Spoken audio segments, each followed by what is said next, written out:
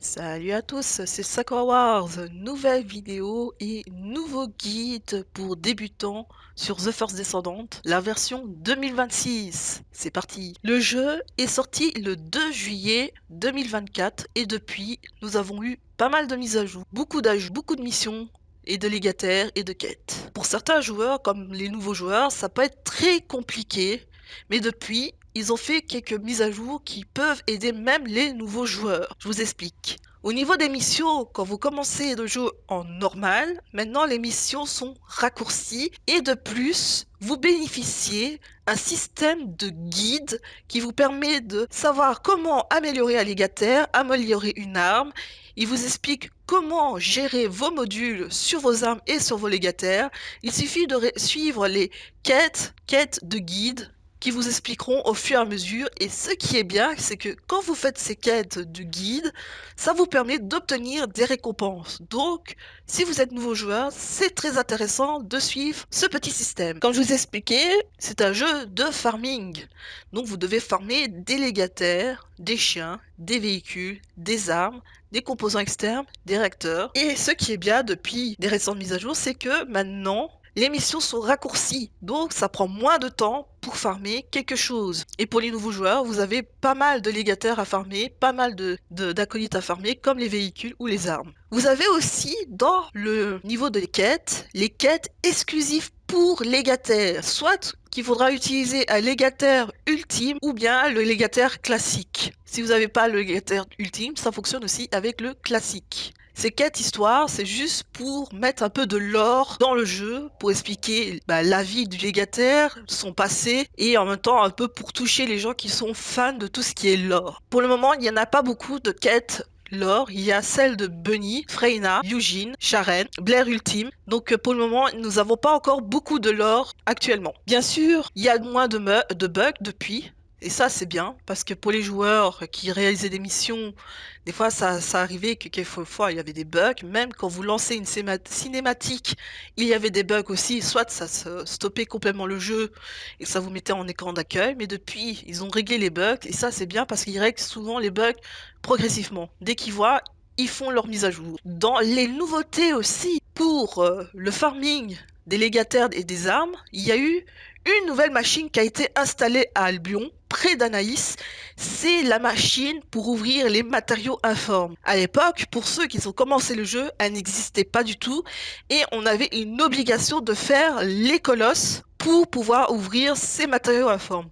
Mais depuis, nous avons une machine exclusive qui vous permet d'ouvrir tous vos matériaux informes d'un seul coup. On peut même utiliser les stabilisateurs de forme aussi, ça fonctionne aussi sur cette machine.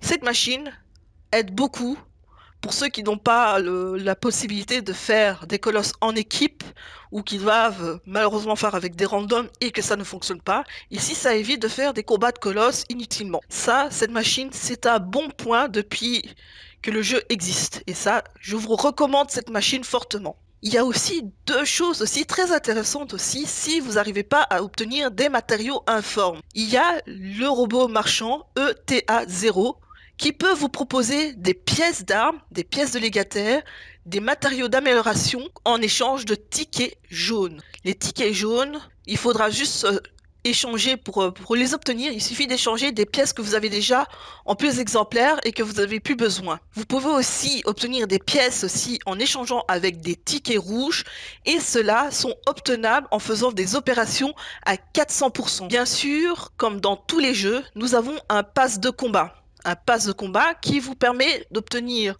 bien sûr des skins, des calibres et tout autre chose, mais le plus important dans les passes de combat, c'est que vous aurez une arme exclusive à obtenir seulement dans ce pass. Vous allez avoir donc l'arme, les 4 exemplaires dedans et aussi un skin si ça vous intéresse. Mais vous allez dire, oui, mais le jeu existe depuis 1 an. Il y a eu donc des autres armes qui sont sorties dans ce pass. Pas de problème, si vous avez raté certaines saisons au niveau du pass de combat, il existe un marchand qui revend les pièces des armes de pass de combat et c'est Deslin qui se trouve au niveau de la zone là où vous pouvez améliorer vos armes, vos réacteurs et vos composants externes.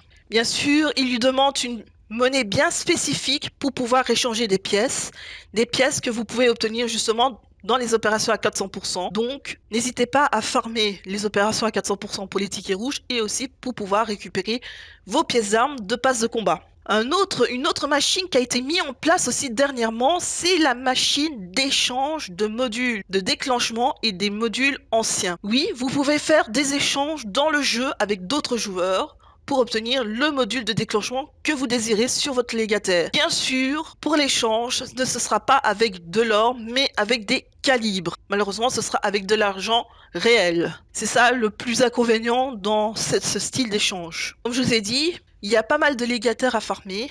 Beaucoup. Dans différentes zones de la map, comme aussi des acolytes canins. Vous en avez 3. Et les motos. Donc pour les nouveaux joueurs, vous avez de quoi faire, mais pour les anciens, nous, on doit entendre le contenu qui doit suivre. Bientôt, Dia qui va arriver. Et c'est ici qu'on va s'arrêter là. N'hésitez pas à liker, commenter. Si ce n'est pas encore fait, abonnez-vous à ma chaîne YouTube. Je suis en live tous les soirs à 19h sur Twitch. N'hésitez pas à me faire un petit coup. Mon Discord, Sakura Wars Play. N'hésitez pas à le rejoindre. Et je vous dis ciao ciao.